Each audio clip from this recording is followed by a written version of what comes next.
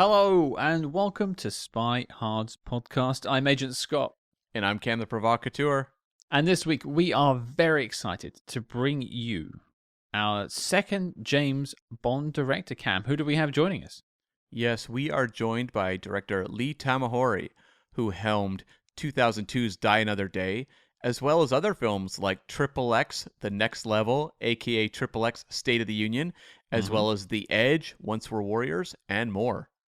Yep, I mean, we do primarily focus on Die Another Day, but we do trail off into things like Triple X towards the end of the chat as well. But don't worry, your Die Another Day questions are answered. But Cam, without further ado, let's get to the interview. And joining us now on the show, a director extraordinaire with films like Once We Were Warriors, Triple X, The Next Level, and of course 2002's Die Another Day. It's Mr. Lee Tamahori. Hello, sir. How are you? Fine, guys. How are you? Living the dream. All the better for seeing you today and having you join us. We're big fans of the Triple X series and the James Bond series as well. So there's a lot to talk about when it comes to spy movies because that's what we love to talk about. But yeah, all the better for having you here, sir. Okay, thanks. Nice to see you guys here as well. Well, before we get to maybe the story of James Bond and then the story that led to Triple X, let's maybe get a little bit of the background on you, Lee. The question I like to always start these things off with is, what inspired you to want to get into filmmaking in the first place? What caused you to this profession? Well, it was serendipitous. It was I grew up as a teenager falling in love with film, especially American film, because that's what we got was in New Zealand back in the 60s was a diet of British and American films. And David leaned to Sam Peckinpah. But I became quite fascinated as a teenager.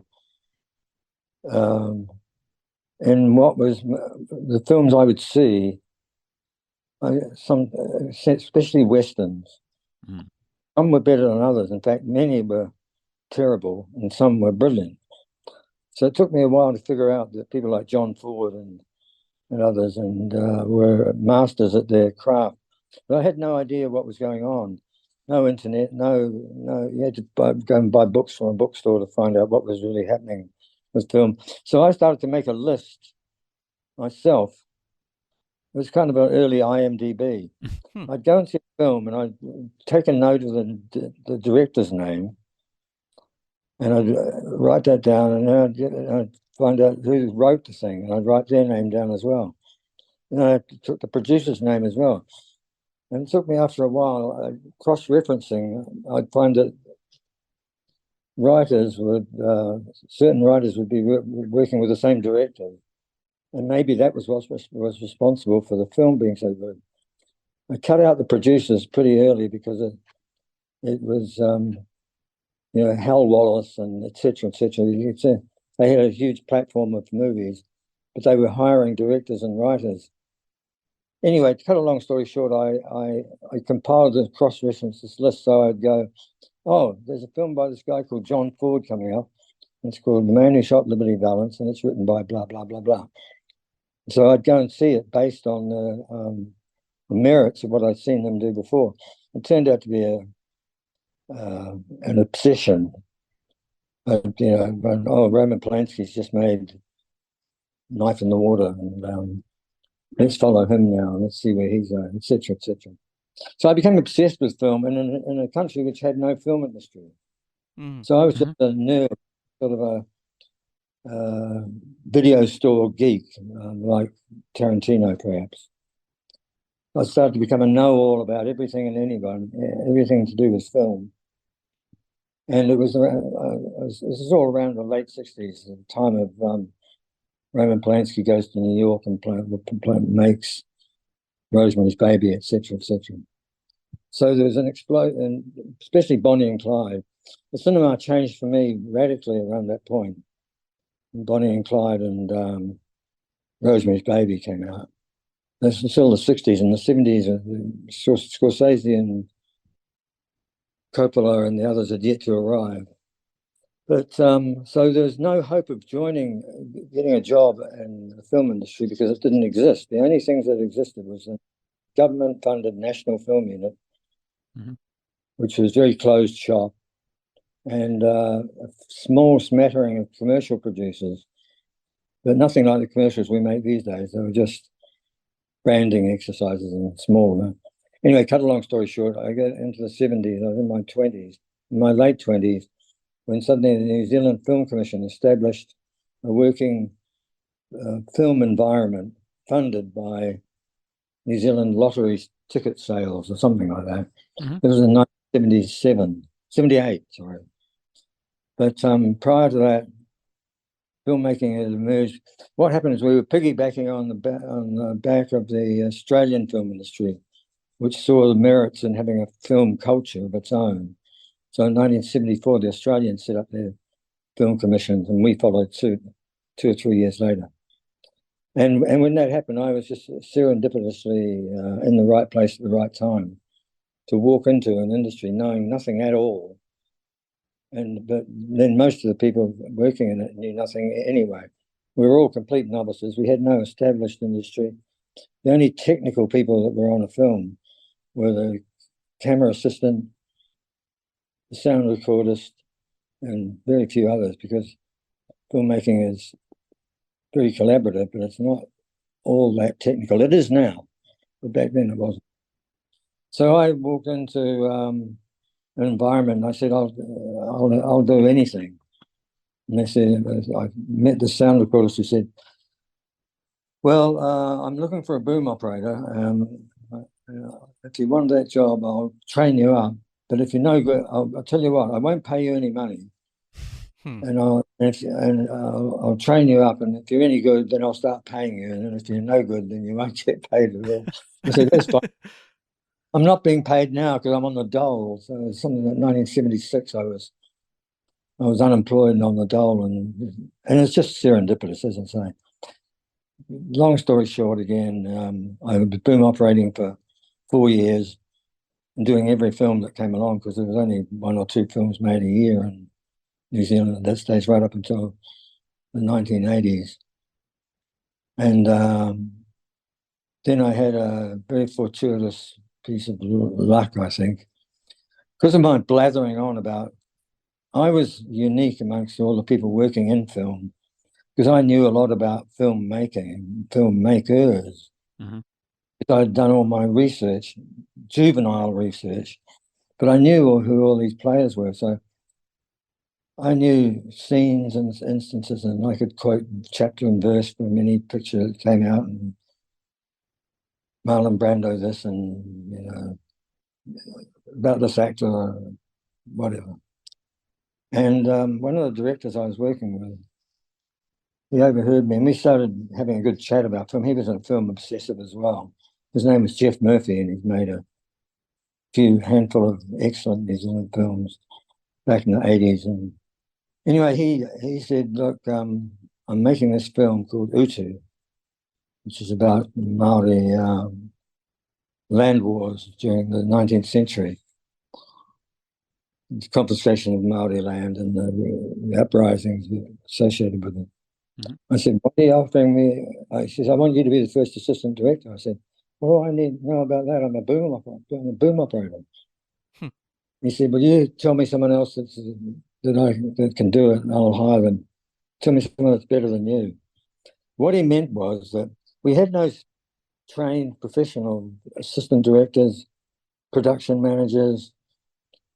We were all bringing them in from Australia and from Britain, and we needed to get our own crews up and running. So I'd been around for 4 years, but boom operating, I'd been around watching enough about how film is made because you're in the front line. The camera assistant, the director, and the assistant director, and the boom operator are the 4 people that are constantly up on the front line, watching what's going on. So I learned how to run a set, and I said yes, and suddenly learned how to become an assistant director. Now, it's a quantum leap going from being a boom operator to an assistant director. And it's virtually unheard of in other circles, American, British, because back then, in the 80s, it was still heavily unionized, regimented system in Britain, especially, but especially in the United States as well. Anyway, so that was once I became an assistant director, I became very good at it and got a lot of work doing that. And my second film was Merry Christmas, Mr. Locke. Yeah. Yeah, that was it. And so I started working as an assistant director, and I did a lot of stuff. And I suddenly thought, well, I can do what these guys do. I'll stop being an assistant director and I'll become a director. So I decided to become a director, and no one would give me a job. I was unemployed. So I thought, geez, I better go back to being an assistant director. I said, no, you got to go forward. Mm-hmm. And started a little bit of hustling and got work in the commercial film industry.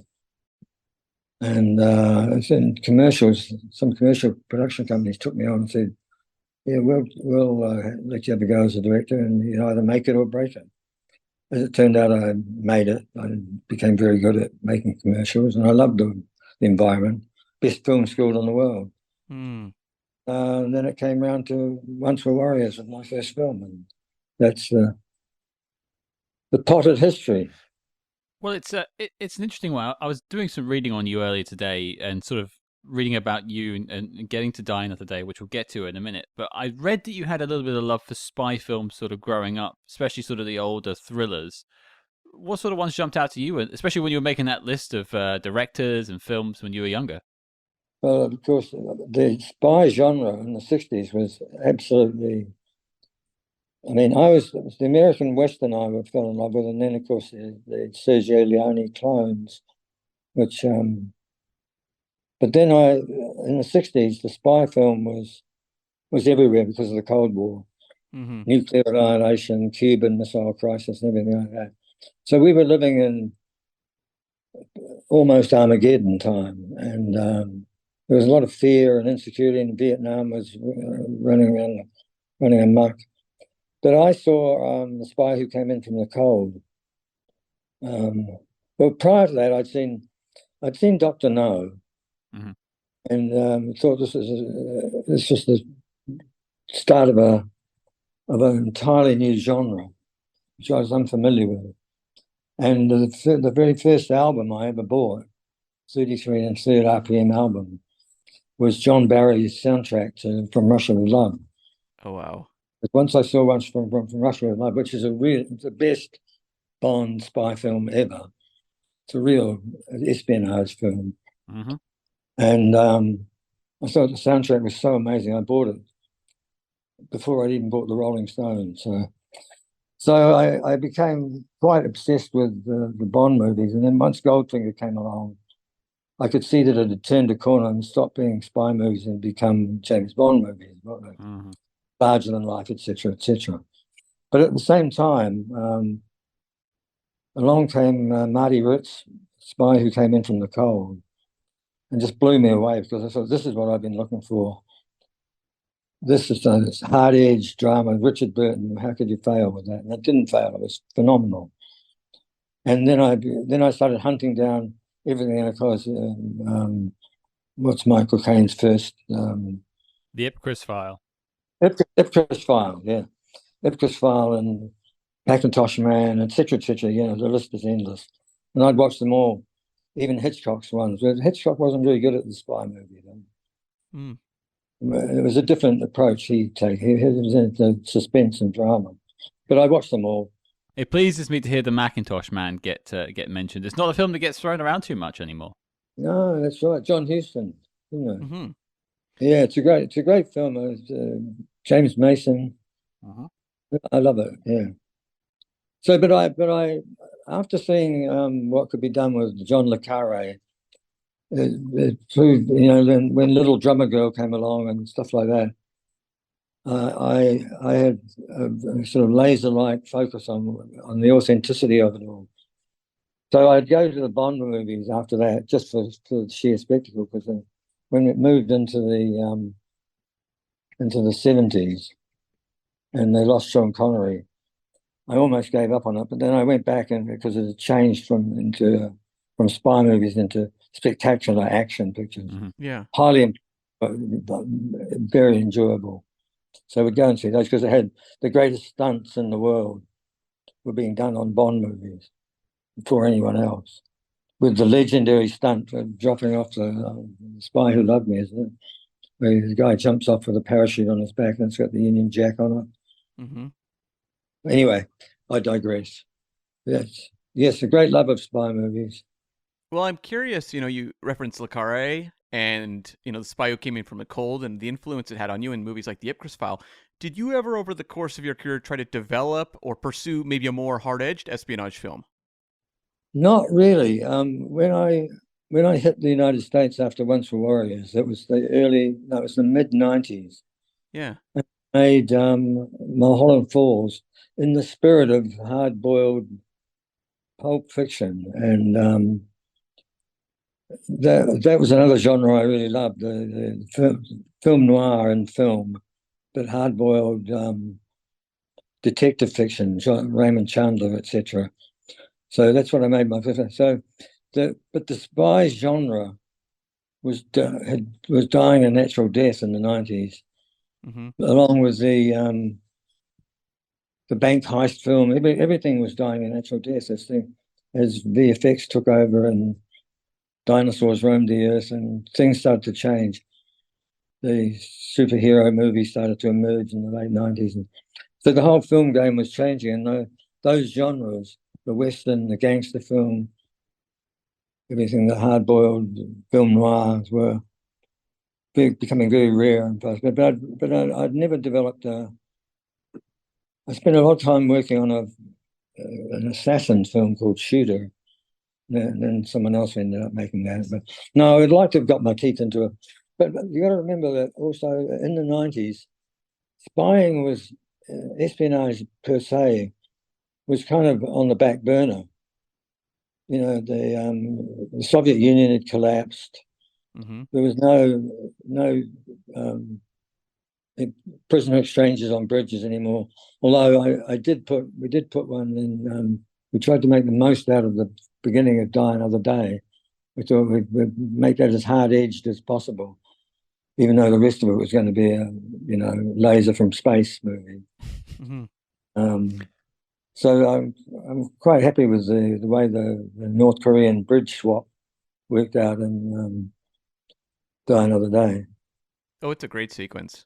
Great sequence. I think you're leading us in beautifully to talk about Die Another Day, and I agree with you. I think the North Korea sequence and even like the torture sequence in the titles is really wonderfully done. It's some of the best spy stuff you've seen from a Bond film for quite some time, because like you said, post From Russia with Love, they just became more fantastical as they went along. Like you think of Moonraker. Yeah. It's very far away from cameras behind glass and things like that we had in From Russia with Love, and funnily enough, Die Another Day. But the question I had regarding Die Another Day is, when was that brought to your attention? When was that project brought to you, and how did you get in contact, and how was it sort of pitched to you? Well, it was pitched to me by my agent. He rang me up one day and he said, would you like to make a James Bond film? And it took me about 3 seconds to say yes. Yes, I would, very much. He says, I'll get into it for you. And what had happened was that, as you're probably aware, the lawsuit going on between the Broccolis and whatever his name is, the Italian mobster, or had taken 10 years out of a dozen years or 10 years out of the Bond franchise, and they were looking to kick it over, and they'd made GoldenEye and the others, and so the franchise had been rebooted, and I was really quite interested in it because it had returned to its roots, even though it said large, spectacular action features. It had stopped being a sort of parody of itself and become more serious. And I wanted to be a part of that, as well as doing a laser from space movie. When I talked to Barbara and Michael Wilson and Barbara Broccoli later about it, they said, we've always hired either British directors or Commonwealth directors, if you know what I mean. New Zealanders, Australians, or whatever like that. So they were looking at a short list of people who could possibly do this, or would be interested in it, and who would be. Roger Donaldson was one of my compatriots. another New Zealand director. He was in the running for it as well. But in long story short, my agent got in touch with them and said I'd be very interested in it. Within 24 hours, I had a plane ticket. I was flying from New Zealand to London to meet with the Broccolis, and I was picked up by a private cab, a private car, and at Heathrow was Eon 1 on the number plates, and I was handed a script by the driver, and I read the script on the way from Heathrow to Eon headquarters, and it was really amazing. It was a great script. I loved it, every aspect of it. It had a few problems, I said, so I just went and met them, talked about it, said what I'd do differently to make it even more exciting, more thrilling, and what changes we could do. Met the writers, etc., etc., and then I flew back home again. And I guess I was one of a few people who was interviewed for the job. When I got back home, and they decided that I was the director they'd like to, I guess, from conversations we'd had. But that was only the beginning of it, because MGM didn't want me to make it. United Artists didn't. They didn't think I had the experience or the track record, I guess. I mean, if I was them, I wouldn't hire me either. You know, I just made a few movies, and they were not high on everyone's radar. I wasn't a kind of cult hero. But anyway, so the Broccolis went in to fight for me, which I'm forever grateful for. They said, no, we want Lee to direct it. And MGM said, no, we don't want him to direct it.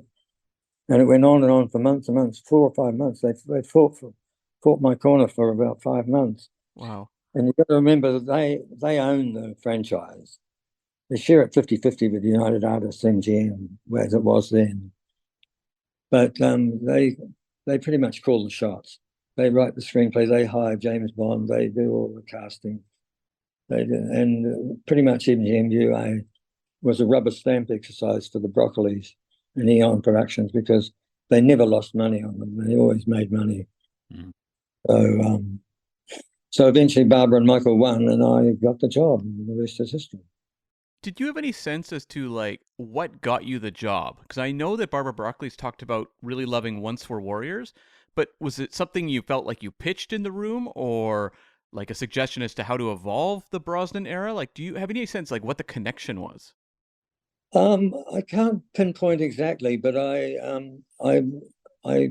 hit their office with a great enthusiasm, but not just the enthusiasm of somebody who is keen to make a film, their film on their dime, and their. I was a huge fan of the franchise, having seen all of them, and having my own view on this and that. And I was very interested in the minutiae of the Bond franchise, and everything from Rosa Klebb's shoe to the jetpack or whatever, all of which I put in the film, as you know. Yeah. But I was more interested in getting Pierce back to the hard-edged James Bond that we'd all loved in Connery, and especially in From Russia with Love. And it was a tricky exercise, because I said, look, we've got the ability, and as we spoke about, we could do I was interested in having him being betrayed, imprisoned in a hellish environment, prisoner swapped, and then escaping and having no allies, and having to find his way back into MI6 through clandestine means, and uncovering the reason why he'd been double-crossed, betrayed, who betrayed him. So I was trying to get to that level of espionage, whodunit, unmasked.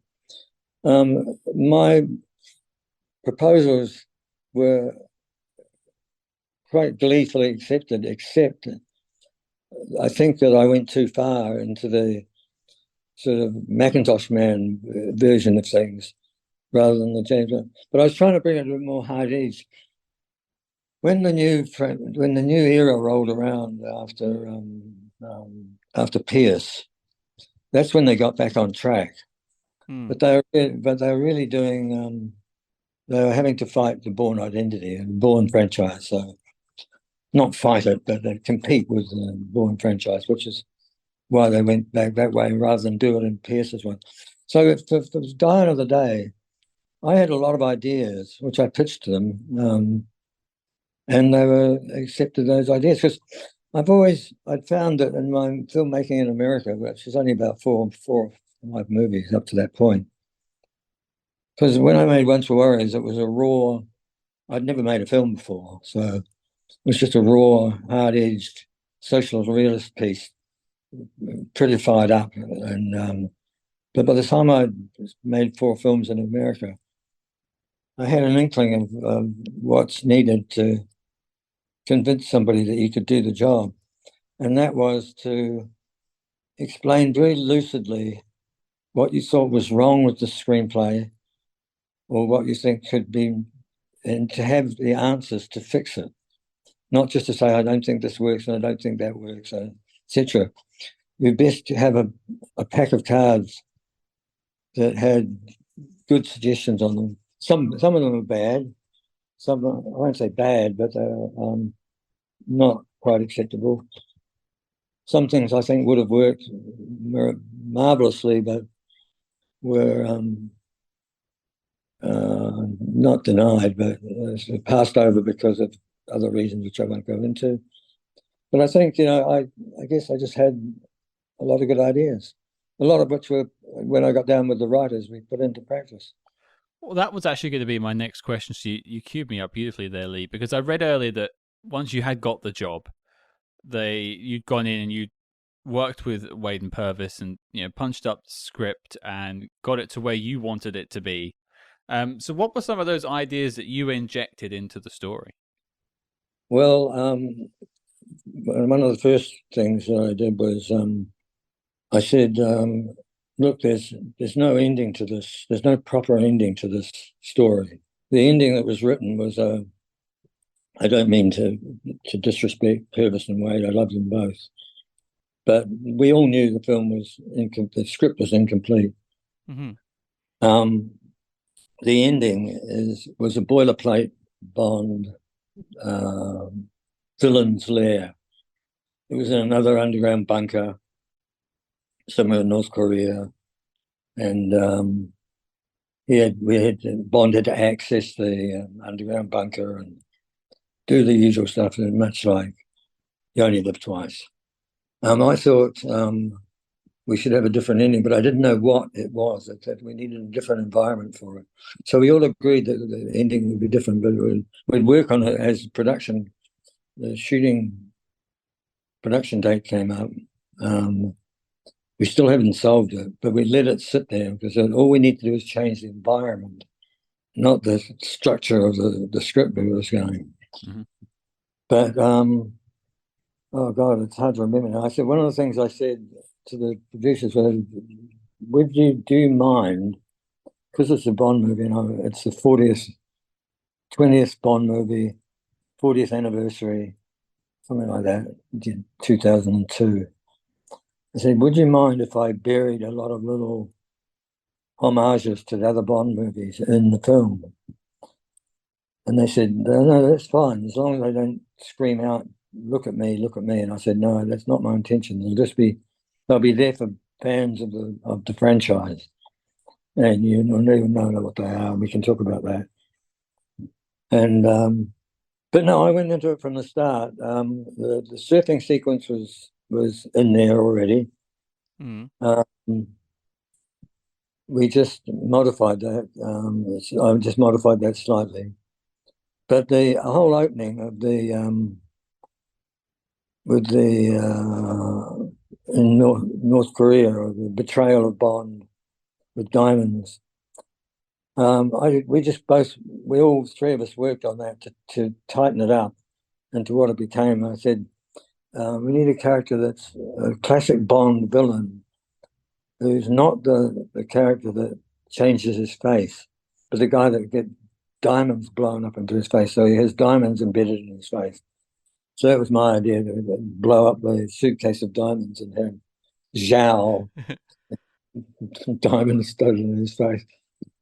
And that was inspired by Mr. What's his name with the steel and titanium teeth.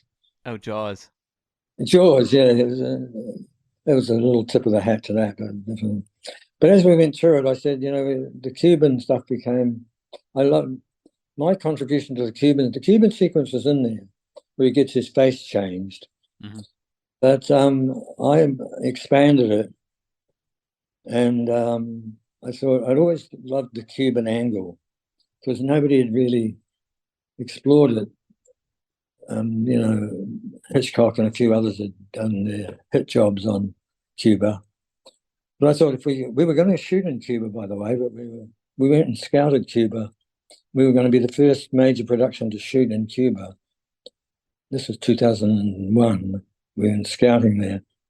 And I fell in love with the place. It was a magnificent place to shoot this Cuban sequence, but we were informed by MGM's lawyers that under no circumstances would we consider shooting in Cuba because it contravened something with the Communicating with the Enemy Act or something like that, Congress.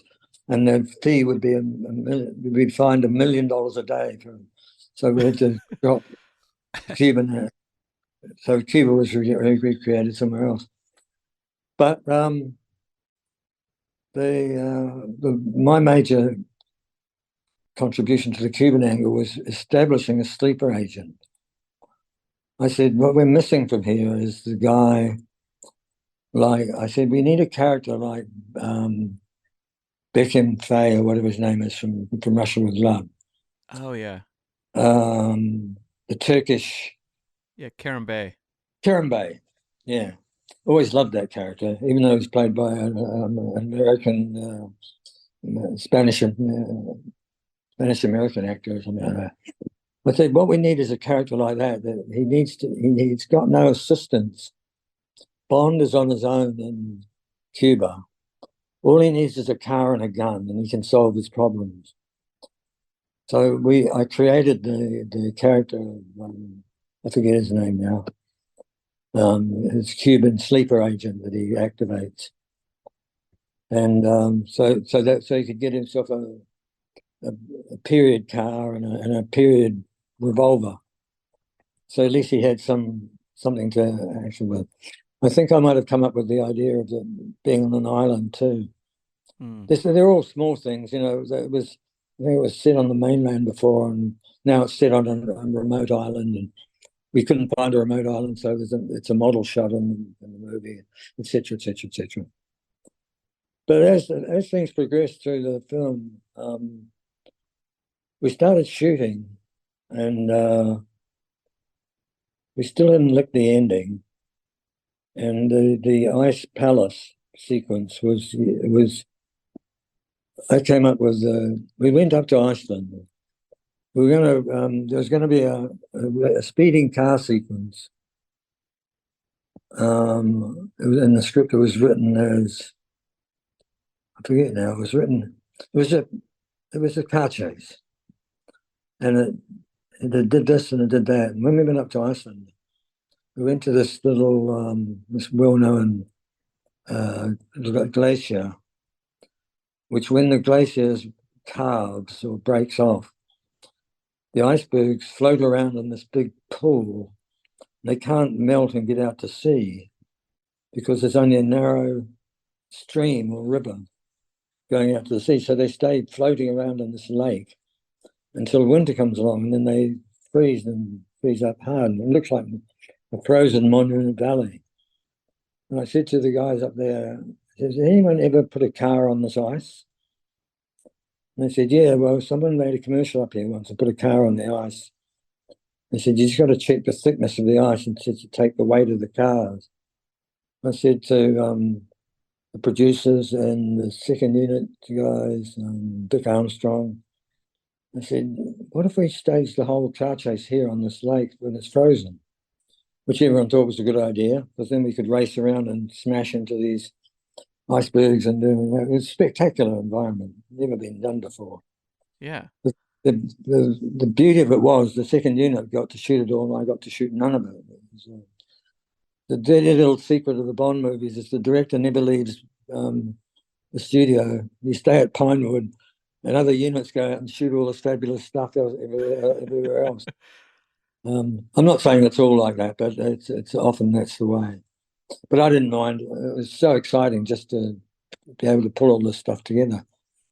So another two things I'll talk about that happened during the script, major things that happened while we started shooting. We shot, I think first we shot the beginning of the movie, the Korean stuff. And it started getting into the rest of it, MI6 and studio, stuff like that. It occurred to me that we had the Ice Palace, which was a model, of course, was being built on the 007 stage at Pinewood. As it was just starting to be built, and it was going to take up the whole interior, and it was just but it was just going to be for the interiors, all the interiors of the Ice Palace. Jinx's bedroom, Bond's bedroom, cut through the ice, swim underneath, blah blah blah blah blah, find his evil laboratory, etc., etc. I said to the production designer, I said, what would happen? What would it take to finish the car chase inside this Ice Palace? And he took one look at me and he said, well, I'm not sure. I'd have to run some numbers, but I can have them for you by the end of the day. I said, yeah, bring them to me by the end of the day and we'll have a chat about it. And I said, he came back and we both went to see Michael and Barbara. And this is the wonderful thing about Bond movies. I went in there and I said, listen, I'd like to see what you think about making a change to the Ice Palace. And I gave them ideas. So we finished the car chase in there because we've got this big set, we may as well use it. And they said, that's a great idea. How much will it cost? And Peter Lamont, who's the production designer, said, well, it just so happens I have some figures here. And the figures were something like about in excess of £1 million, less than 1.5 million pounds, somewhere in the vicinity of 1.3, 1.4 million pounds, additional to do the engineering to structurally support the weighted speeding cars and to completely redesign the interior. And Barbara and Michael both said, that's no problem, or something like that. And they said, we've just got to run it by MGM. They called up to MGM, and the phone call was about 5 minutes long, and MGM said, that sounds great, let's go. I said, only in this type of franchise can you come in with a mid-course correction of £1.5 million and the producers just say, yeah, let's go. So we put that into action, and the results are as you can see. But by far the biggest one I made was the other mid-course correction, was we were halfway through the shoot, and it suddenly occurred to me what we needed to do at the end of the movie, which is now what it is to take the villain's lair and go airborne. I said, let's go. I said to Peter Lamont and Barbara and Michael, what we need is the world's biggest aircraft. And so the villain has his a mobile. Everything's mobile there, as you know, as you can see in the film. He has his space laser and his everything, so you can roam around and destroy everything from a great height. But it also enabled us to have Lamborghinis and helicopters stashed in the back, and everything that falls out, the helicopter falls out. And so I came up with all this, and to Peter Lamont's credit, and let's face it, he did Titanic after all, that he was able to do these mid-course corrections in the midst of it and have a working environment and set. So we restructured the script as we ran. And they were major mid-course corrections, but it's to well, to compliment to the Eon Productions that they can make these moves in a 120-day shoot and still stay on schedule. Yeah. And you mentioned the plane sequence, and Die Another Day really ushers Bond into the CG age, where a lot of action movies were using CG at that point. Was there any apprehension about it? Was there concerns? Was it really challenging? There's a lot of apprehension about it. Yeah. Vic was of the opinion, and rightly so, Vic Armstrong. They've never used CGI before, even though they had used it in the GoldenEye era, little touches here and there, but they've never done full-blown 3D VFX. And it wasn't that I was keen on using it either. I was as reluctant as Vic Armstrong. But we had written ourselves, I won't say we had written ourselves into a corner, but we had written ourselves into a position where it was an enormous stunt, him coming off the ice glacier and kite surfing his way to. So the obvious CGI is laser from space and all that stuff. That's no big deal. But the 3D element was always vexatious to me and to everyone. I kind of convinced everybody that we could pull it off because it was the only way we could do it. Not the only way, but the stunt, the live stunt action version of it would have been far too expensive and dangerous and everything. To have a speeding ice speedster fall off a cliff, hang off the edge of a cliff, and a guy climb up a ice wall, and then in a few seconds fashion himself into a kite surfer and come kite surfing off a wave. You wouldn't be able to create the wave for real, etc., etc., etc. Long story short is, I went for the CG option, and it's the weakest part of the film. It's just because the volume water CGI wasn't up to scratch in 2001, and nor was the resolution of the rest of the CGI action. It looks like it is. Looks like it doesn't belong in the picture, and I take full responsibility for that. If I was doing it today, it'd be a no-brainer. It's just you'd never spot it. It'd be a seamlessly well executed stunt. But we used a lot of what we call 2D anime CGI and Bond, rocket engines and space lasers and laser beams cutting from a watch, cutting through the ice, etc., etc., etc. But anyway, that's all I'll say about that. But now, since then, they've gone on to use CGI extensively because it's becoming so seamless. Yeah. And also in 2000, early 2000s, that's just the competition in the marketplace as well. So it makes sense that Bond, being the big blockbuster franchise, would want to be, going up against things like Spider-Man and all these other movies that are pushing forward. Yeah. And you mentioned, looking at digital effects now. You look at, say, something Avatar: The Way of Water. They've made water completely CG, and it feels completely seamless. So I imagine if you'd done that stunt now, it would look very different. Yeah, we spent £500,000 or upwards of that on R&D with some entity that was specifically doing. We were working from scratch. The only thing that had been made up to that point is Perfect Storm, I think, and even that might have come later. I can't remember which came first, but water was enormously difficult because of the volume and the movement you had to do. There's a whole lot of physics involved. It was beyond me, but I knew the complications and the difficulties of it.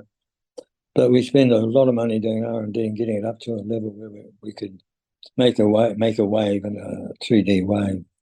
Well, one person we've neglected to mention so far really is Pierce, and this is his fourth and final film as James Bond. Yeah. I'd done some reading today that he was involved a little bit in sort of helping bring the story along and having had his input and notes on what he wanted from the character. And he was always outspoken and wanted more of a gritty Bond. Yeah. And I think this film certainly delivers that, especially at the start, like you said, with North Korea and being disavowed by M and stuff like that.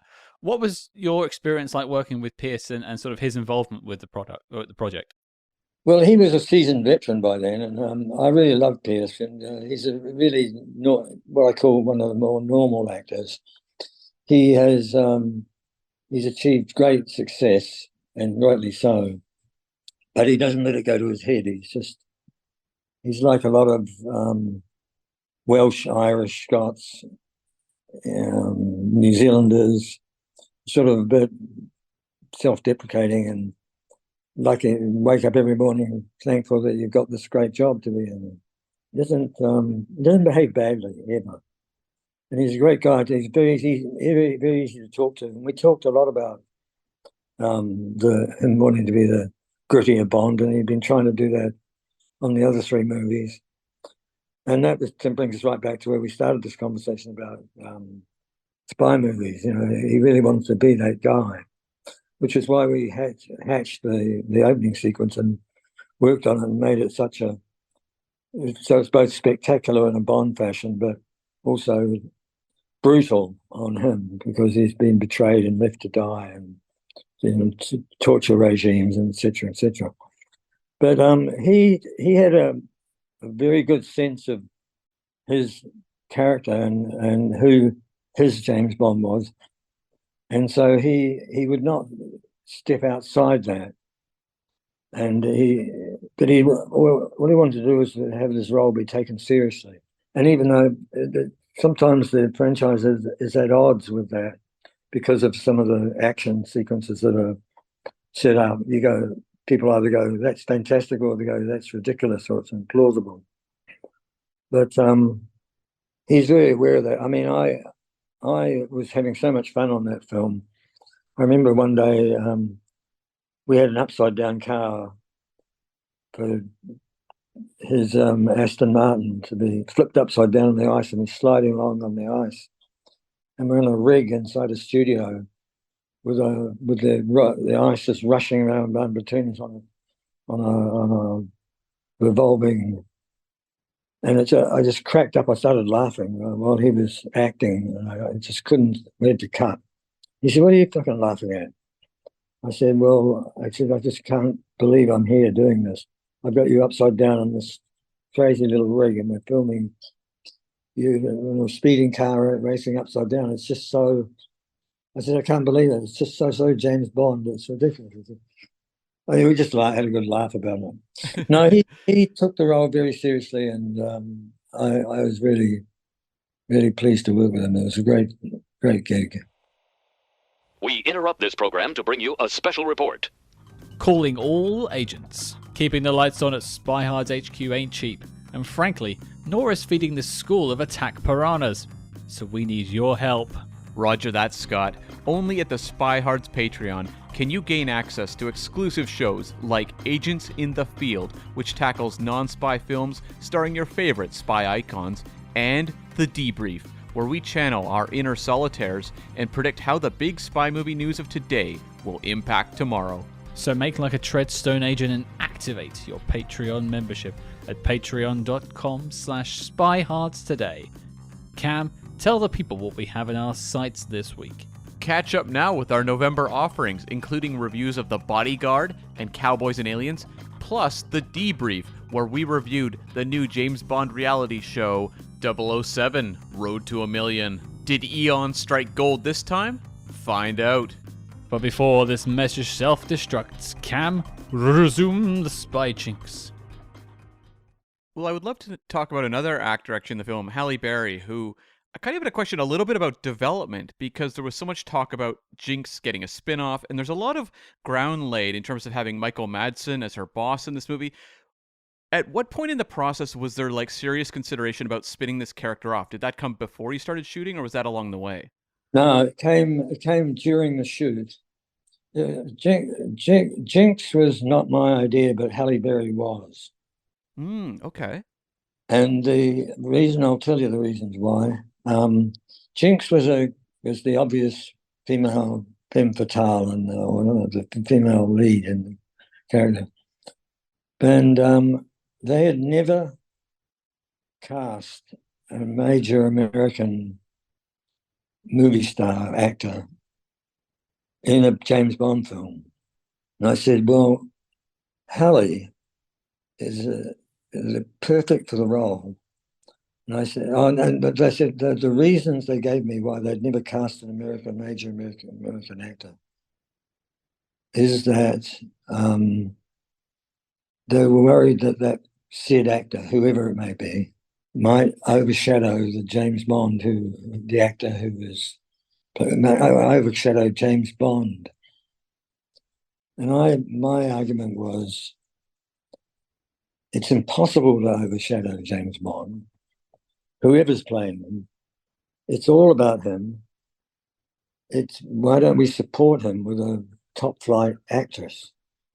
And no matter where she comes from. So I set my sights on Halle because she just looked so fantastic. I said, so Barbara and Michael agreed. And first they ran it by MGM. MGM were just over the moon about it, so happy because they had an American in the film, an American lead in the film.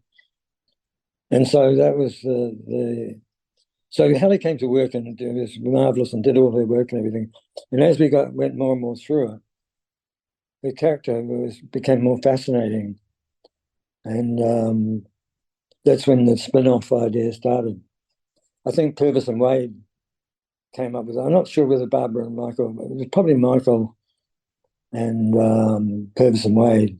I think they came to me during the shoot and said, we're thinking of spinning this off. And it went quite a long way. The film finished and it was released. And I read a script, the Jinx origin script. It was all pretty good and everything. It was a pretty good espionage stuff. It was more Modesty Blaze than anything else, though. Oh, okay. And everybody wants to do Modesty Blaze. You know, Tarantino wants to do Modesty. What he did is Kill Bill as Modesty Blaze.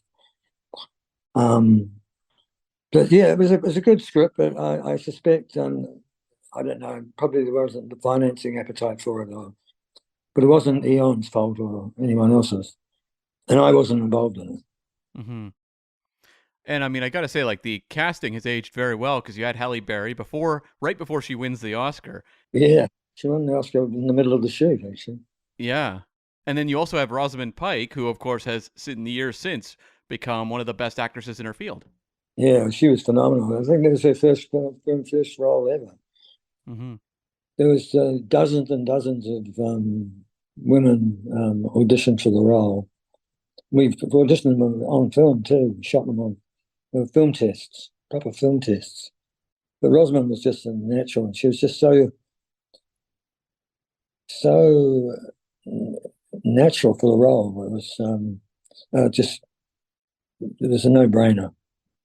She was great to work with too. But it was fascinating when you have someone who hasn't been in front of a camera before. They've got to learn all the techniques and all the little mannerisms and all the tricks, really. There's a little bit of symmetry there as well. You look at, like, it's Rosamund's first feature film, and it's on the scale of a 007 production. Yeah. And you know, it's also your fourth film in Hollywood, more or less, fourth or fifth film, and you're on this massive scale as well. So you're both kind of learning what this big scale film looks like. Yeah. Hey, well, you should talk about the invisible car because that's interesting. That was my literal next question. It's a much more highly controversial. People. I won't say people love it, but people tend to want to hate it more than love it. What I would say about the invisible car is that I okayed the idea. It was floated to me as an idea. How does Bond get out of this situation? And I said, an invisible car. I said, surely that's a bit, how can we take this seriously? A side note to all this is Michael Wilson is a kind of scientific nerd. He makes sure that everything that happens in all the Bond movies, as long as he's been associated with it, everything through all the Pierce Brosnan GoldenEye version, this and everything in my film, that everything that Bond uses, every contraption, has a basis in scientific fact. So the solar array, which is concentrated and projected down to like the laser from space, has a basis in fact. The Russians apparently did some experimenting with massive solar arrays in space to try and light up put sunlight on patches of Soviet landscape to grow crops. That was just a bit of it. The invisible car came from another Soviet, maybe was it Soviet? Anyway, it came from another Cold War program, might have been Skunk Works or something, in that it was called adaptive camouflage, as it is in the movie. And it relies on a series of cameras pointing around, say a tank sits in a field, and a series of array cameras look at the hedgerows and fields and trees and projects them back to the viewer. So you don't see the object you're looking for because it's camouflaged by an array system. So that was all that was based on. But it got such a drubbing because, because it's an invisible car. And it was my idea to bring it out on the flat car in the underground tube station. So you bring out a flat car with nothing on it. So it was a good touch. It was a good touch. And, yeah, but I was very fond of it. It sits up there with the pantheon of outrageous Bond, a caper, invisible car, and it was kind of critical at the end in the Ice Palace anyway. So, yeah. It's funny you said you said the word controversial and that it's controversial to some Bond fans. I can speak to 14-year-old Scott who saw this film in theaters and he loved the Vanish. So it worked for me at that age at least. Oh, great! You had me sold. Hey, shall we talk about some of the homages in the film? Please, yeah. This was the 40th anniversary film, and I was going to ask about that because you have so many different elements. You mentioned the Rosa Club shoe earlier. Yeah, it was my idea to have to bring John Cleese into it. No, John Cleese. They said, "What about John Cleese as M?" I said, "That's a fabulous idea." So, but it was my idea to have him working in a workshop. Let me just take a step backwards. It was very tricky when I floated the idea of having a workshop full of old Bond gadgets, familiar to those of the franchise. Because we all knew that they came from different actors playing different Bonds, Connery, etc., 4 different James Bonds, and they couldn't all reference the same gadgets because it wasn't in their film. Mm-hmm.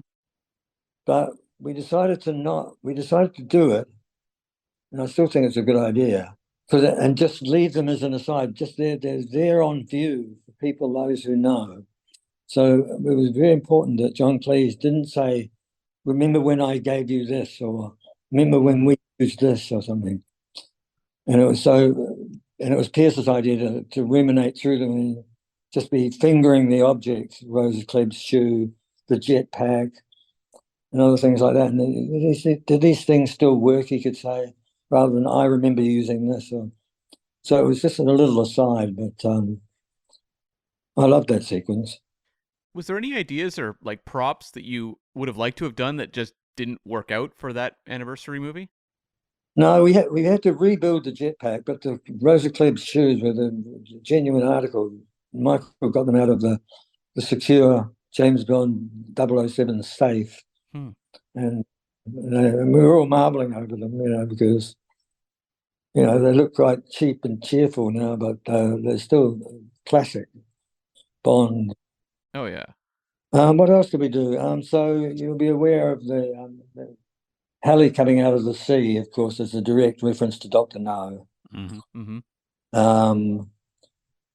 Him, Bond being filmed in his home hotel room having a tryst by Hong Kong agents is straight from Russia with Love.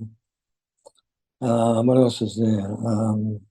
There's a musical cue right at the end, the very end of the film, when the helicopters safely, Bond and Jinx are having a tryst in a Shaolin temple or something, and the helicopter swoops around and finds the little cottage that they're in and all that. That's You Only Live Twice. So I got the composer to revamp You Only Live, the soundtrack from You Only Live Twice. But he wouldn't actually revamp it because it's not fair on John Barry, and not fair on him either to completely just revamp it. So we retuned it so that it sounds the same, but it's different. Right. I don't think I ever picked up on that one. Actually, that went by me completely. Yeah. Yeah. What else was there? There's several others. I'll remember as we go on. There's the book, the James Bond, Yeah. bird book that he pulls out at one point. Ornithologist. Yeah. Yeah. There's something about the watch too. Doesn't he say like this is your 20th watch or something like that? Yeah, that's right. Yeah, that's right. Because they watch. The special effects guys were dead against having the watch because they thought it was a cheap trick, but you needed something to cut through the ice. And it did go back to the From Russia with Love aspect of the garrote sequence. Mm-hmm. Yeah, the Red Grant. Yeah. Yeah. I'm trying to think of like any other homages in there. There are definitely a few more, but I think it's just escaping me at this. Yeah. People are listening and screaming at us right now that we're all forgetting it collectively. Yeah. I would love to know, your thoughts on this movie's released in the year of The Bourne Identity, Triple X, Die Another Day. There's a new Austin Powers movie this year. Yeah. Did you feel like aware during the production that this was going to be like kind of a big year for spy movie? Like there was a lot of competition, or was it something more spoken about after the fact where people look back at the kind of Bourne versus Bond thing? No, on the contrary, Barbara and Michael and I went to see the Bourne. What's the first one? The Bourne Identity. That's it. Yeah. Yeah. We went to see the first Bourne movie while we were in the middle of shooting. And I rather flippantly said, I think you guys are going to have some stiff competition. You're going to have to rethink this franchise a little. I just said it as an aside. And Michael sort of, I don't know. I think what we all knew, though, was that something new had come down the wire. That I was especially happy to see good old hard-edged Soviet era, hard-nosed spy genre stuff come back, and the Bourne franchise. The Bourne franchise is legendary now. It's I still tap into the Paul Greengrass versions. I watched them all; they're all so good. Oh yeah. We all knew that something new was happening under them. And Triple X, of course, was a direct steal from the Bond franchise, but an American environment. So we all know what the history of it is. But once the film came out and had done its business and had done its work, the second Bourne movie came out not too far later. And that's when there's no doubt that, and I wasn't around then, but there's no doubt that Barbara and Michael saw the writing on the wall, and the reboot that came along after that was an obvious thing to do for the franchise, I think. I think it definitely went in the right direction from there on in. But I think one thing I just wanted to celebrate about Die Another Day before we sort of maybe move on in a little bit to maybe Triple X2 is we haven't really mentioned Toby Stevens' Gustav Grave or the fantastic fencing sequence, which I think apart from North Korea is my other favorite part of the film. I think it's a really well structured fight sequence and it's very visceral and real, which is what you were trying to tap into. Well, that was a combination of Purvis and Wade and myself. The sequence as written was just a fencing sequence. There was no fencing instructor, no Madonna as fencing instructor. It was just a fencing sequence with Rosamund Pike and with Gustav Graves and Bond. I said, shouldn't we up the ante on this? Shouldn't we have a gentleman's fencing sequence? I said, it doesn't go far enough. What we need to do is to get Gustav Graves enraged by Bond. And so he ups the ante and goes from a fencing foil to I think it's a saber, I think, isn't it? Goes to a Mhm, saber. mhm. And then we go from sabers to broadswords. And so just keep moving up a notch all the time. So we all agreed it was a good idea, and then we just plotted our way through it. And then it was my idea because Barbara and Michael said Madonna was interested in playing a part in the movie. She said, "What do you think about that? You don't have to have her if you don't want to. It's entirely up to you." And I said, "Oh, it'd be a good idea, but we'd have to create a role for her." I said, "What would that be?" And I said, "Well, what about we create the role of the dominatrix fencing instructor?" She'll like that, and she did indeed like that. And she brought her own costume along too for her. Oh, wow. Didn't know that. Well, the bottom half of it was all her, and the top half was us. Yeah, no, I really like the fencing scene. It's really good. It's just a matter of working it out piece by piece, and it just goes on and on and on and on. It's good. I'm glad you liked it. I did too. Oh, yeah. It's one of the biggest highlights of the movie for sure. I've gone back to it many times on YouTube even. Well, good. So bouncing off of the fencing sequence, we haven't really spoken about Gustav Graves too much. We mentioned Rosamund Pike's Miranda Frost, but the big villain of the film is, is Gustav Graves, and very much like a dark mirror for Bond in a lot of ways. He styles himself as a Bond guy, but a villain. What sort of went into creating Gustav Graves, and sort of what were your thoughts on sort of making a good Bond villain? Well, it's tricky to remember now. You want to talk about the character or the casting, or both? Well, a bit of both. I mean, how did Toby Stevens come to the project, and how was that sort of character brought around? Well, talking about the character was always. I mean, it was a tough sell, but I think we got away with it. To say the face changing aspect of one actor replaces another, you had to believe that this strange process that was going on in Cuba was credible. But these days we know that we can do it with prosthetic makeup, or you can actually change your face. You can re-sculpt your face and turn it into anything you like.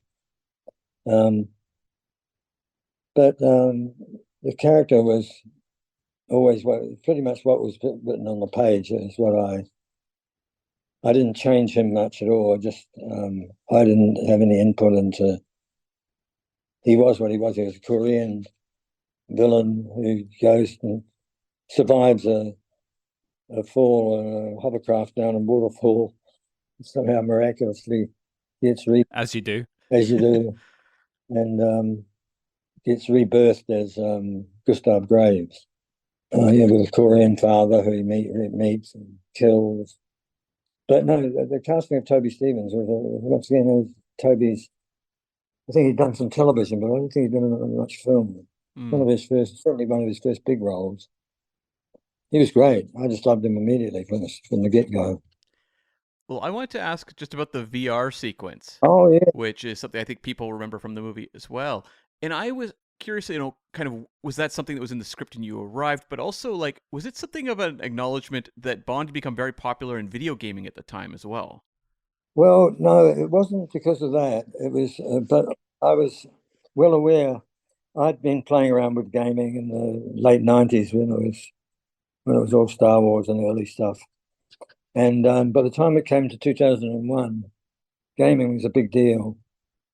And I knew that the generation that would go and see a Bond movie, that's 20 years ago, 22 years ago, was into gaming. So I said, the VR sequence, we all had a hand in it, in the writing of it. But I remember saying to the DP that we had to shoot it like a video game. The movements, the fast movements, or moving your cursor around, or in those days, the camera would spin around quickly and have the illusion of a, but not the complete illusion, but it would be far zippier than other elements of the film. If you looked at other elements, they were more glacial or fast tracking shots or aerial shots. But there's this idea that there was guys coming out of every doorway and every roof compartment, and shooting everywhere and everywhere. It felt good on the day. We achieved what we. But the whole VR sequences, I really liked it. I thought it was great. Well, just sort of beginning to wrap up our chat about Die Another Day before we move on to Triple X 2. You know, as a director, you know, you're a massive Bond fan. You've got 19 films in your head coming into this film. You know this franchise. What was sort of the most exciting thing for you as a Bond fan, being the director on this film, actually being able to play with these toys on set? Like, what's your fondest memory from actually being there and creating this film? Well, one of my fondest memories was I was shooting on the tank in the back of Pinewood. Jinx is climbing up into a boat and taking off. We had a 250 horsepower motorboat in the tank at Pinewood. And I was shooting the main unit there. The second unit's out shooting hovercraft. Someone comes in with a visual display unit showing an aerial sequence that's just been shot yesterday. And just over there to my right is the model unit with this giant model ice glacier face, which we were going to do show collapsing under the death ray from space. And I've got my pickup unit, which is running around behind me, doing close-ups of fingers and elements and belt buckles and everything like that. So there was something, I looked around and there was these, and the underwater unit was shooting a piece of, there was something like 7 units shooting all at once. And on any given day, and I just turned around and went, my God, this is like, people talk about the biggest train set in the world, and it certainly is. It's just phenomenal. And it's just a privilege to have been in that environment. It's a very structured environment, you know. The Broccolis have done a great job of, because they're 120-day shoots, they're very long, but they shoot them all in 10 hours a day on the button, you know. If you go over 10 hours, you better have a very good reason for doing so. And they only do 5 days a week, so it's a 50-hour week. And that way you can have the weekend off and be with your family and whatever we want to do. Keeps everybody fresh and not exhausted like some shoots do. Yeah, that's very irregular even when you look at blockbuster filmmaking, yeah. Oh, yeah. And I suppose my last question on Die Another Day is kind of the postscript on it, like looking at it holistically as a part of your sort of career and your filmography. I mean, one thing I always find interesting is looking at the releases of films and how they're received by the fans. I saw some photos of you today at the royal premiere. I think the Queen was there, and I think that must have been quite an experience for you as well. Yeah, well, it was. I met the Queen. I was standing next to Madonna, and here comes the Queen. And I go, what the hell am I doing here? Right? Anyway, she comes up and, who was the second Bond? George Lazenby? Roger Moore. No, sorry, no, I figured about George. The third Bond, Roger. Roger, yeah. So Roger was there. George Lazenby was there, believe it or not. I was, Pierce was there, and Bond number 5. Timothy Dalton? Timothy Dalton was there. Everyone was there except Sean Connery. And I won't go into the reasons for that because they're quite legendary. But so we had 4 James Bonds and myself. We're all having a chat. So we meet the Queen, and Roger is the greatest raconteur. You know, him and Michael Caine are the greatest raconteurs in the world. Roger's telling a story, and everyone's in stitches and laughing away. And then he goes, "Oh my God, look out, here she comes again. The Queen's coming down again to meet us again," as if she's forgotten that she met us in the first place. So they take her around in a circle. She has minders all around her. And so she comes over and starts chatting up Roger again. It's just so funny. But yeah, Royal Albert Hall, it was quite something. We had the Clash were there as well, because we used London Calling for the first time. Yeah. That's another first I got in there, was a bit of source music. They never used source music in Bond movies. I said, this screams out for a really classic Clash track, etc., etc. Oh, that's the other homage too, isn't it? The Union Jack parachute. Yeah, good Yeah. call. Yeah. How did I miss that one? Good point. Mm. Um, and then sort of looking back now, this is your spy film. This is the spy film you've made in your career so far. Yeah. What are your thoughts on it now, looking back on it, sort of 20 years removed? Well, I'm very happy with it. I'm unhappy with the CGI, of course, as I've said, and but I think it holds up well. I mean, I wanted to do. I mean, the latest season of crop of Bond movies was great. I really like them because they're hard edged. But I was really happy to be able to do the Laser from Space James Bond movie.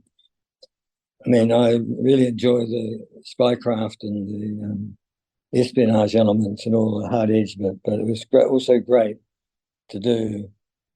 You know, you only live once, you only live twice, or The Spy Who Loved Me. That sort of scale of picture. Mm-hmm. And this one's one of the biggest scales of them all. In the outrageous Bond lexicon. Mm-hmm. So I look back on it with immense amount of pride, and I love it. I love the little sequences that I just really enjoy. But the whole thing holds together pretty well. No, I'm very pleased with it. It gets dated like everything because if we'd done it today, it would be CGI. It'd be VFX to hell and back, So there'd be a scene. Mm-hmm. Mm-hmm. But it is of its time, and I think it sits pretty well. It's a good one for Pierce to go out on as well, I think. Yeah, and you didn't play it safe. You didn't go down the middle of the road. Like, you took some bold chances, and that makes Yeah. the movie stand out ultimately. Mm. Well, thanks for that. Well, pivoting away from all things 007, a couple of years later, you stumbled onto another spy franchise, and that is Triple X 2 State of the Union, Triple X The Next Level, whichever Yeah. region you're in. It's had a few different titles. Because we look at all spy movies here, not just James Bond. Yeah. So I'm curious to know how Triple X 2 came your way. Well, after the Bond movie, I was suddenly the action director. And whereas I hadn't really been the action director before, I was doing drama with some action. So suddenly I became a hot action director, and I didn't mind that, but I didn't want that to be my calling. Mm-hmm. I like drama, I like film drama, but with some action associated with it. So they sent me do you want to do Triple X 2? I'd seen Triple X 1 and I liked it. I liked its cheeky, obvious James Bond references, but it was larger than life, and Vin Diesel was great. Mm-hmm. But of course, Vin wasn't in the second one. There'd been a clash of, I don't know what, I think it was fees or payments, or he wanted to do it for 3 times as much money. I don't know. Don't quote me on this because I just don't know. But Vin was not attached to the sequel. And I remember saying right from the beginning, I said, look, I'd be very happy to do this and work on it, make it better, because it was a little rough around the edges. But then I said, I can't convince you, I can't say to you that this will be as successful as the first one, because Vinny's not in it. And he leads the charge in this. And they said, well, we have to take our chances on that. We think we've got a good replacement. So they had Ice Cube in the wings. And I said, well, that's great. The more I thought about it, as long as Sam Jackson's there and he just gets another operative. So it came around, my thinking came around to, it doesn't matter who Triple X is, as long as Sam Jackson and the infrastructure is there. It's like the James Bond actors change. It's James Bond, but the actors change. Mm-hmm. So I talked myself into the fact that it doesn't have to be Vin Diesel. It's just, and you can have 5 of these films, and there's a different, each time there's a different Triple X character. and it's, it doesn't matter what ethnicity it is or anything like that. So once I talked myself into that, it became a no-brainer that it was going to be just as successful as the other one, because everyone would go along with the same thinking that I did. But I think I was wrong. It definitely needed Vin Diesel. That's what people went to see. They loved his character, they loved his attitude. And to replace him was sacrilegious. So I think that maybe that's why, I don't know why, but the film was not as successful, obviously, as the first one. But Cube did a good job, and I think the set pieces were pretty good. I rewrote a lot of them to make them work, and the prison escape was a lot of mine. How to escape from prison. I wanted to be, I know it was outrageous and audacious, but I wanted it to be accurate as much as possible. How does a guy actually get out of prison? Not the final leap onto the helicopter, that's all about timing and all that. But the idea of breaking out of laundry, the ending was critical to get the attack on the Capitol as accurate as we could. And I wanted someone to play the US president who you would believe is the US president. Because I'd seen so many movies where the US president is a day player, because the other movies are always about someone else. And they get some day player actor and you don't recognize who he is. And you don't take him seriously as the American president. So the casting of that, and we rebuilt the whole Capitol interior, and it was a huge build, but we got it right, and I think it worked very well. I'm curious, during like the development and with having Ice Cube on, do you have any sense of like how extensively they had to rework it to tailor it to Ice Cube's sensibilities? No, not really. What we had to do was he plays himself, really, a version of himself, because he's not a formally trained actor, but he can make a movie and he can do a lot of class. So he is Ice Cube, and he has an attitude, and not unlike Vin Diesel. But Vin was, I said, the difference between the two of them is that Vin was a little more outrageously comedic, whereas Ice Cube was not outrageously comedic. It was more serious and hard-edged, and I'm not sure the audience took to that. When we did a few reshoots where we brightened this character up a little, just so he wasn't so hard-edged all the time, on a revenge motif or something. But I really enjoyed working with him and his cohorts, and he's just different. That's all.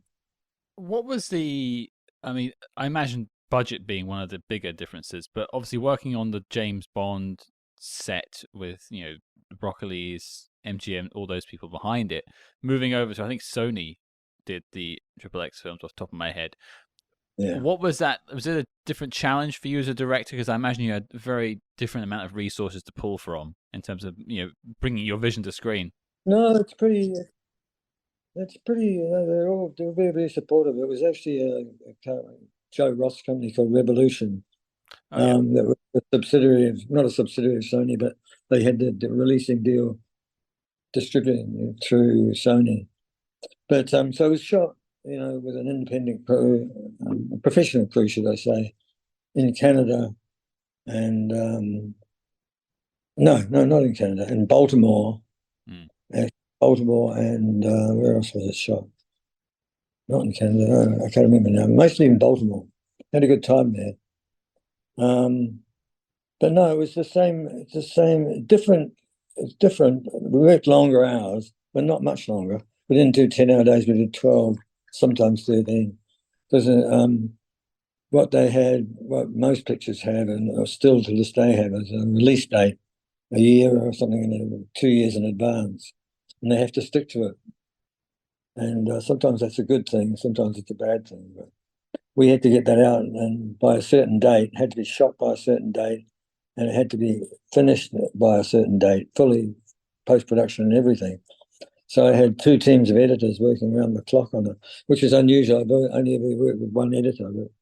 So yeah, two teams of editors, both very good, working on different pieces, and then they just seamlessly merge them together. But it was a lot of fun. Did you feel more comfortable handling like CG action, kind of learning on Die Another Day and moving into XXX too? No, not really. The 2 of them were very similar in terms of most of the stuff happening in there is real action, augmented with VFX. The only big 3D VFX sequence is the train. Yeah. At night, because at night, because even back then in 2004 or 5, or where we did that, it was 3D landscapes are not as sophisticated as they are now. So we decided to shoot the train at night so you can hide more in the black. And but I did a good job of Industrial Light and Magic did the VFX, and they did a great job of it. Yeah, we did most of XXX though was set extensions, and as I say, the only full 3D is the train and the train coming off a bridge at the end, and all that. The rest of it pretty standard action. Well, speaking of that train sequence, one thing that jumped out to us when we looked at the film a few years ago was the fight in the train. You sort of do almost like a 0G fight at some point where the train's losing, like they're in the air a little bit. And it jumped out as just a really well choreographed fight scene. And it's nice to see that sort of through line from, say, like the fencing scene in Die Another Day to another great close combat scene that you've got in XXX 2. But what was it like to sort of deal with action in that film? Like, had you grown a bit more as a director by that point when you got to XXX 2? Yeah, I guess so. But I remember the sequence on the train, the fight on the train owes its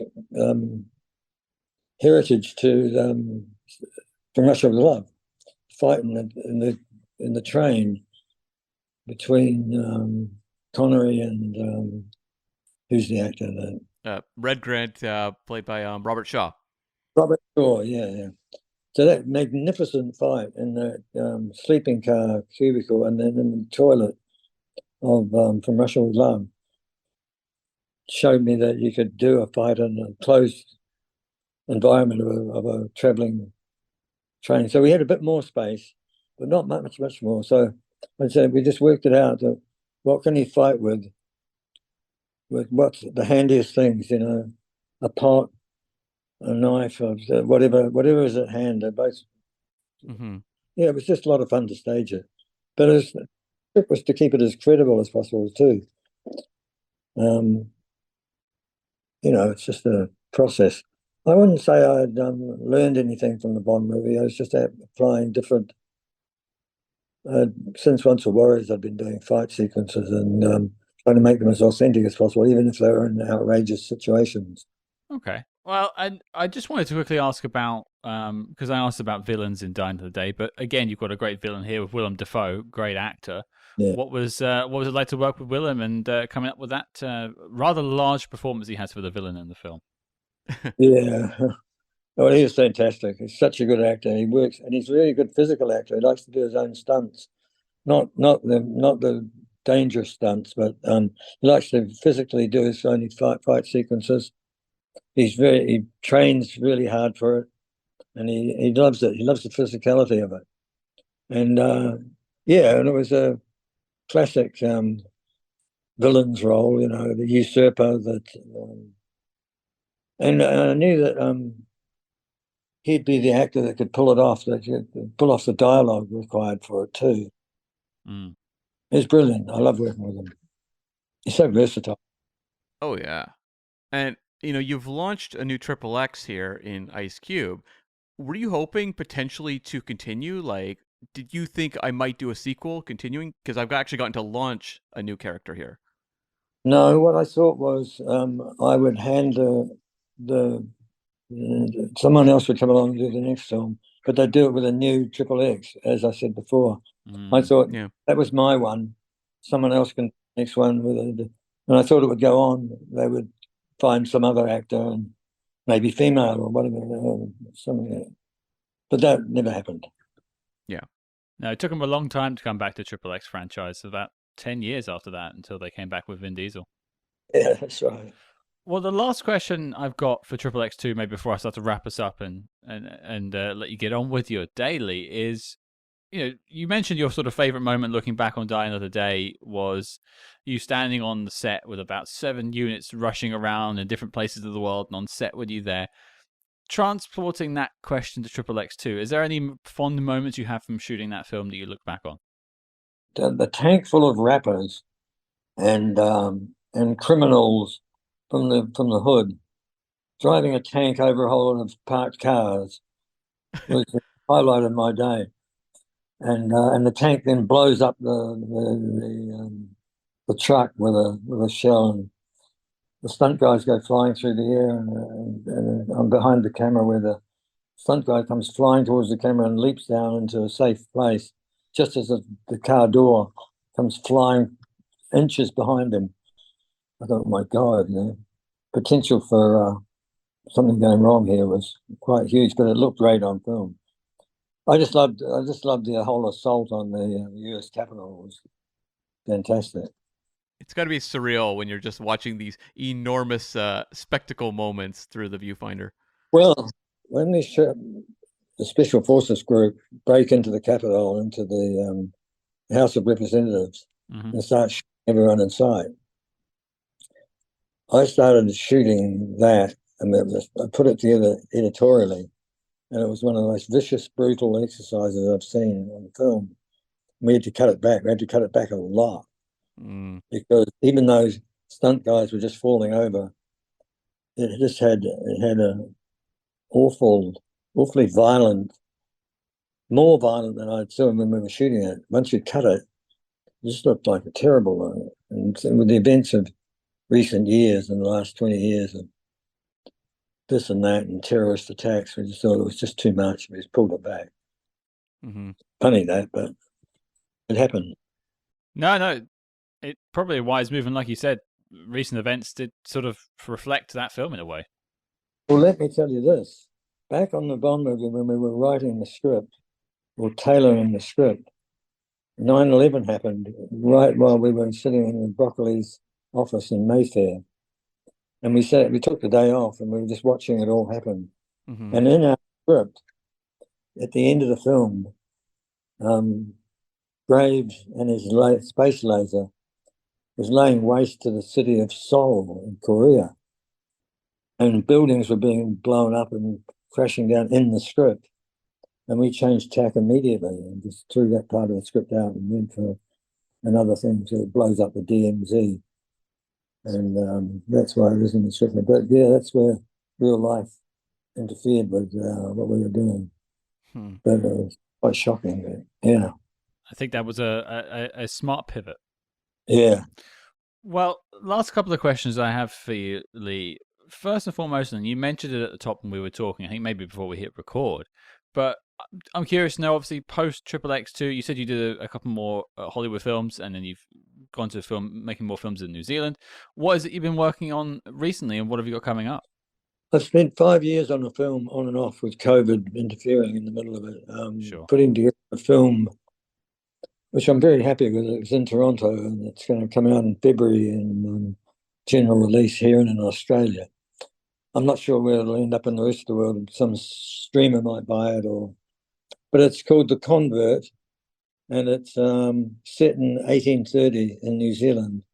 Very first contact between white Europeans and vast numbers of Māori. And it's known as a period known as the Musket Wars, when Māori were introduced to firearms, which they'd never seen before, and they used them to start killing each other because they had lots of old scores to settle. So it's about internecine warfare between Māori tribes and the Europeans who are caught in the middle of it. And it's kind of like it has an epic feel to it, much like I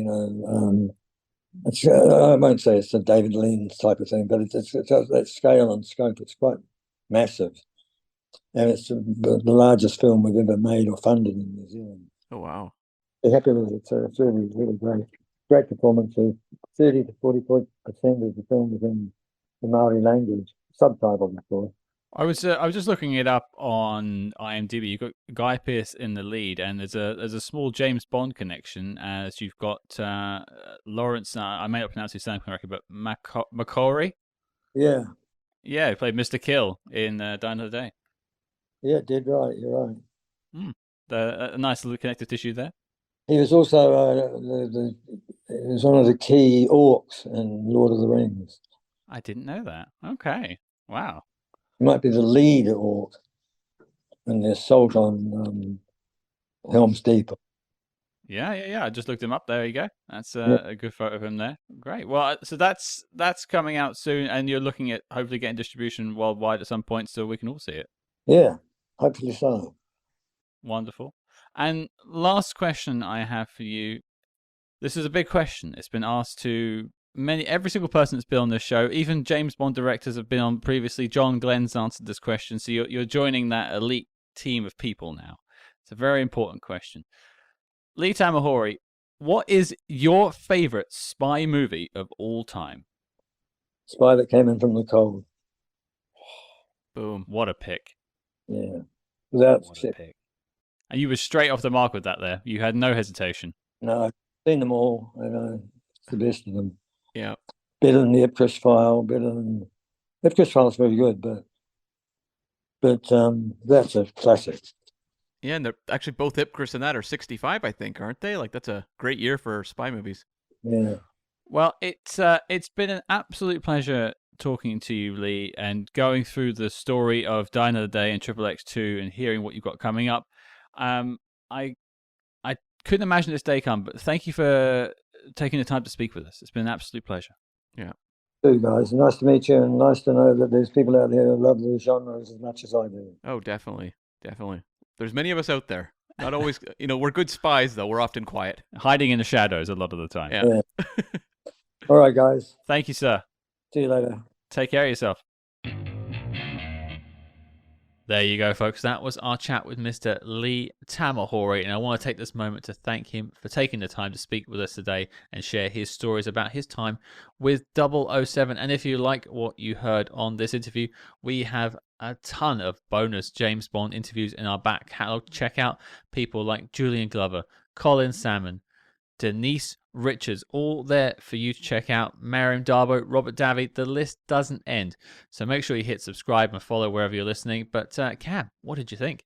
This was a lot of fun, and it's a Bond movie that's very polarizing, which actually to me makes it way more interesting to break down to kind of the granular and the way that Lee took us just through the entire journey of the creative decisions behind everything. Whether it was kind of Bond's character journey, like kind of the hard espionage stuff that really appealed to him with the earlier sections of the movie, to things like the invisible car and some of the CG elements of the movie, like the things that maybe people don't necessarily love quite as much in the numbers that maybe the filmmakers would have enjoyed. But to me, like, that's what makes this movie interesting. Like, if we bring someone on to talk about, Casino Royale 2006, say Martin Campbell, I mean, we'd love to do it. But a lot of it is, tell us how you pulled off the sequence that everyone loves. Like, that is a movie that maybe the Bond movie people love the most, whereas something like Die Another Day, there's just so much interesting to talk about because it does have strong opinions on either side of the line.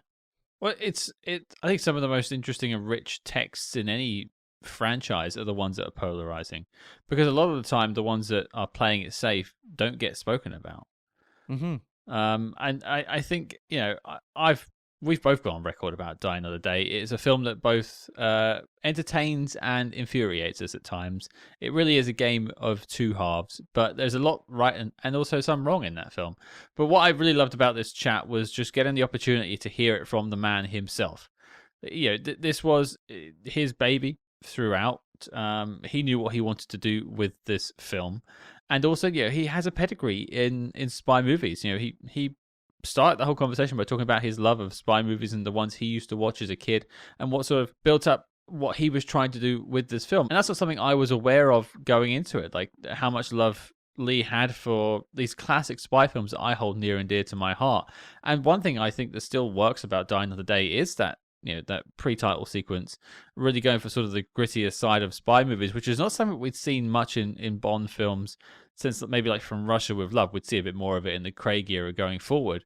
But yeah, absolutely fascinating.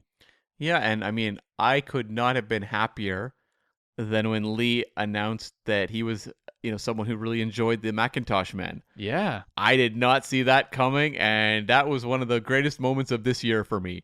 So to hear that, just, pure joy there. And yeah, like, it was interesting to hear him talk about, like, how much he loves, like, From Russia with Love, and movies like The Spy Who Came In From the Cold, kind of the harder espionage stuff. And you can see that in the early sections of Die Another Day, whether it is, as you said, the pre-title stuff with Bond being tortured, but also, like, once he gets back and M doesn't trust him, and he has to set out on his own to try to clear his name, and there's a mole in the agency. All that stuff is kind of baked into it, and I like that Lee was very aware he was making kind of a giant space laser movie, but found ways to work in organically, I think, kind of that harder-edged espionage stuff that he enjoys.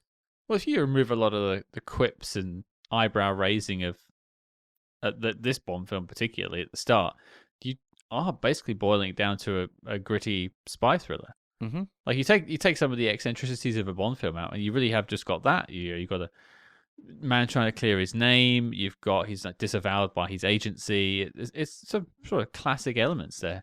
Prisoner exchange, really tense, yeah. Yeah, on a little bit of a bridge work there, and like you've got like when they're in Hong Kong, and you've got the people behind the glass that are spying on them. Lots of classic elements there.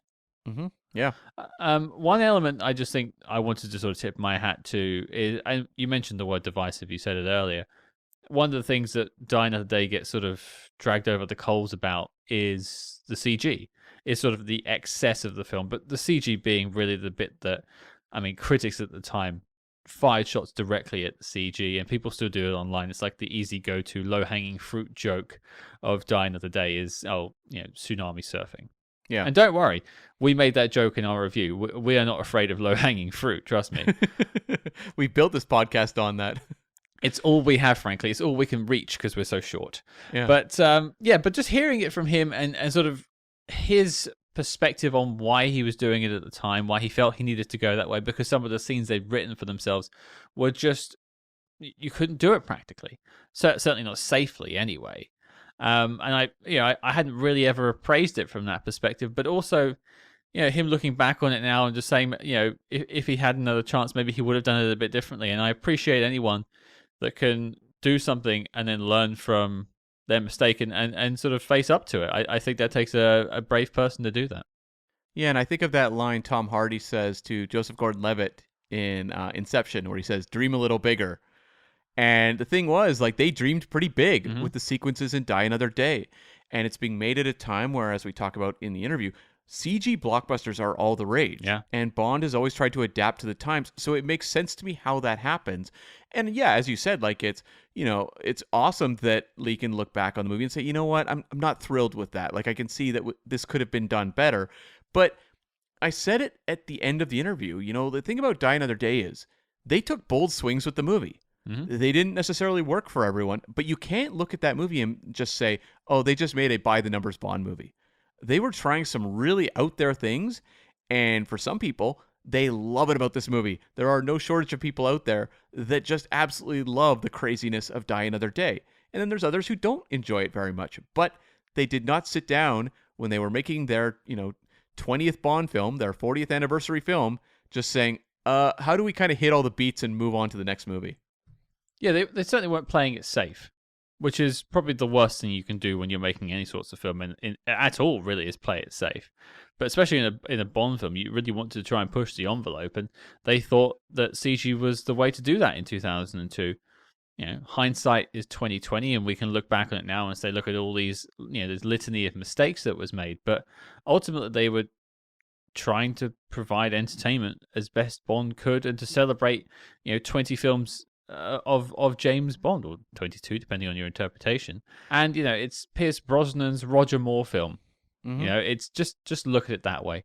But I mean, we've been blessed over the last few years, and this year you might even say, especially with people like Denise Richards, Colin Salmon, Julian Glover, Robert Davi, all coming on the show to share their love about their time working on James Bond. And again, I'm just blown away that Lee said yes to us, and I'm so glad that he had the time to spend with us and to take us all through his journey with Die Another Day. I sincerely hope you all have enjoyed it. I know I have, and I'm sure I can speak on behalf of Cam that he has too. Oh, yeah, this was so much fun. And it actually answered a question that I'd been wanting to know for a long time, which was about that Jinx spinoff. We all knew it existed. The script has been out there at various times. And I'd always heard the script was actually pretty decent, but he was able to really nail down for me when the idea of the Jinx spinoff kicked into gear. Because I was unclear whether that was something that started in pre-production of like, hey, we've got Halle Berry, let's set up a spin-off, versus something that kind of happened organically over the course of production. And he finally, was able to tell us that that was something that he did not know going into the project, and it happened over the course of the production. They realized they might have something. So it may seem like a little revelation, but it was one that I was very thankful to get. I know, and this is, where sort of I'm so appreciative that people take the time to speak with us, because another one we had this year was Jamie Anderson coming onto the show to talk about his father's Moonraker script. Now, for a lot of people, they're like, oh, well, I've already got Moonraker. Roger Moore was in it. Like, why do I need to know about this other script? Well, this is a what if. Yeah. This is what could have quite easily have been Moonraker way before Roger Moore was even doing these films. Like, this is a fascinating bit of Bond history, and again, with the Jinx spin-off, I'm glad we got to shed a little bit of light that wasn't necessarily there before. Yeah, like, to me, that is really exciting. And Bond movies are so much fun to break down to their core elements, but it's those like Bond movies that didn't quite happen, that maybe like were being built up during the productions of others. I'm always interested in diving into that stuff as well. And who knows, Scott, we may tackle some similar stories like that in the not too far off future. Yes, watch this space. But we have more presents for you. It is the festive season. It is a time of giving. Cam, what do the people have coming up for them next week? We are meeting back up with my beloved director, Sidney J. Furie, helmer of the Ipcris File, to talk about the 1967 Frank Sinatra spy thriller, The Naked Runner.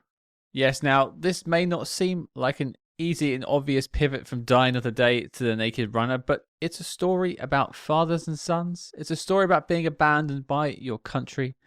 There is a lot of connective tissue between these two films. So your mission, folks, should you choose to accept it, is to join us next week as we travel back to 1967 with Frank Sinatra and take a look at The Naked Runner. And if you haven't seen the film before, folks, you actually can watch it for free right now on YouTube. Just search in The Naked Runner 1967. We will have a link in the show notes when the episode comes out next week. But if you want to get ahead of the game and catch the film in between, just look it up on YouTube. It's all there. There's a 4:3 version, a widescreen version, multiple different ways to get it. We'll even see if we can get a version up on our YouTube channel as well for you to check out. And if you want to help support the show, please consider joining us over on our Patreon page. We have over 50 bonus episodes available for you now, with multiple levels of showing your love for SpyHards. So just join us over there on patreon.com/SpyHards. And if you don't already, make sure you follow us discreetly on social media at SpyHards. That's SpyHards on Facebook, Twitter, and Instagram. But until next week, listeners, you'll find myself, Cam, and Mr. Lee Tamahori setting up a revival screening of The Macintosh Man.